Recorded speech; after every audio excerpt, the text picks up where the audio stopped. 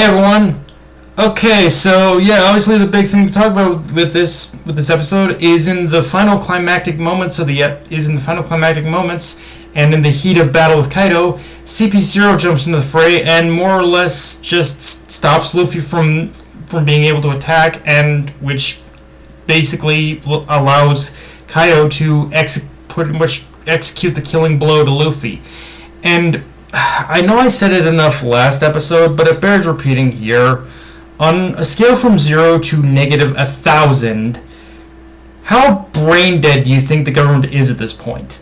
Because, seriously, one would think for as many scratches Luffy's gotten out of, that just the simple idea of killing him will only end up exacerbating the situation that the government is currently afraid of. Like, seriously, whatever power the Gum Fruit has, wink wink, one would think the idea, the order they received, that the CP0 guy received from the Elder Stars of just killing him, like, did none of those five brain dead morons ever think to themselves, maybe trying to kill him might actually awaken whatever power is within the Gum Fruit? Like, seriously, I'm going crazy here because it feels like that would naturally be an obvious fucking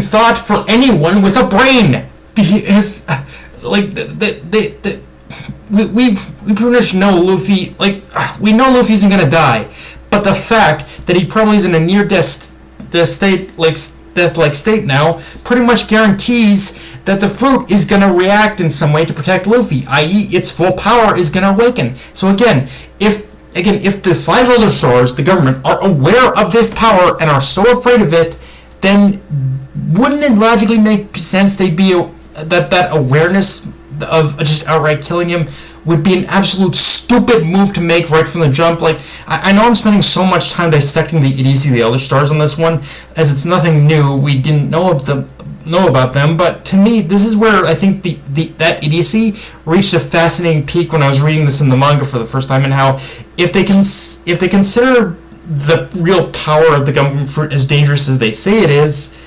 then you'd expect an actual thorough step-by-step process in order to maybe suppress its power, but not just killing the wielder of said fruit. And I guess there is an argument to make that they panicked with so many things aligning, with so many things of the stars aligning with this moment. But honestly, that just says to me their intelligence network, everything about them is just brain dead. And yeah, as that CP0 goon surmised in the previous episode, he's about to fucking die for what he just did, and it's gonna be by Kaido's hand. So yeah, it's like, I'm sorry, I kind of had to get that rant out of my system, because honestly, I think, again, as I said, I think this was the point where I was like, the government is just fucking brain dead people. Like, holy shit. I knew they were stupid, but now I have to officially cross them off. I have to officially put them on the list of brain dead idiots. Like, yeah, I know, again, I'm not saying anything new, but it's like, seriously, holy shit. I will say, though, logical parts of how I view this aside, I do still find it very poetic that basically this whole thing is kind of a repeat of what happened with Oden, with both fights being cut short by a third party, and in both cases they were killed by Kaido, which, yeah, I know the CP0 guy is still alive, but let's be real, he isn't making it out of the next episode.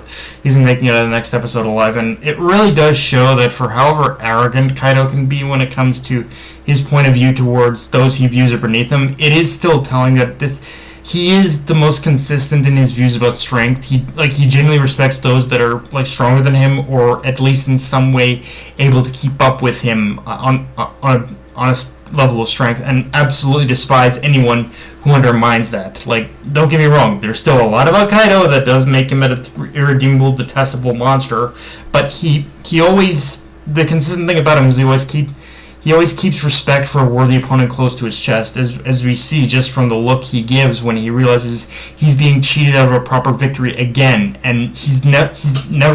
This is the second time he's never been able to taste like the sweet taste of victory against someone who's legitimately probably on his level now, and at least in the case of people like Odin and Luffy, you could say that his greatest.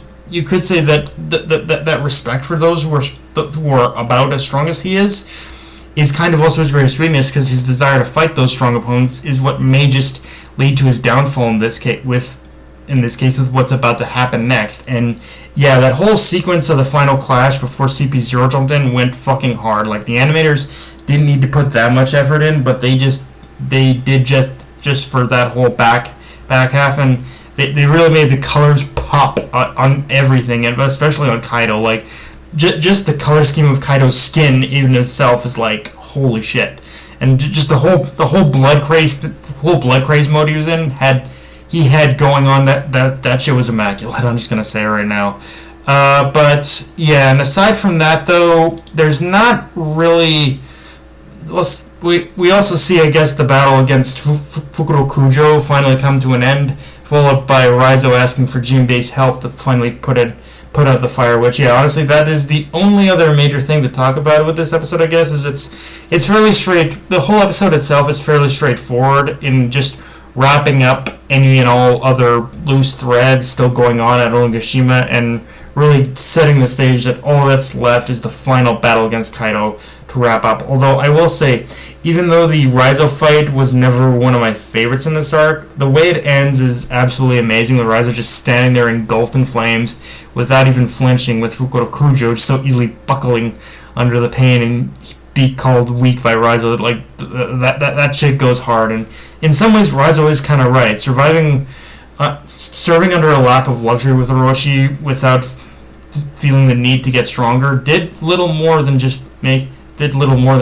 kind of just make Fukurokujo weak, and led to his downfall. Although I will admit, it's slightly undercut by the joke that follows of Raizo comically dashing around trying to put out the flames. Like, don't get me wrong, it's funny, but it does undercut, I think, the seriousness of the moment. But yeah, guys, that's pretty much all I got for this review. Enjoy the video. Like, comment, subscribe.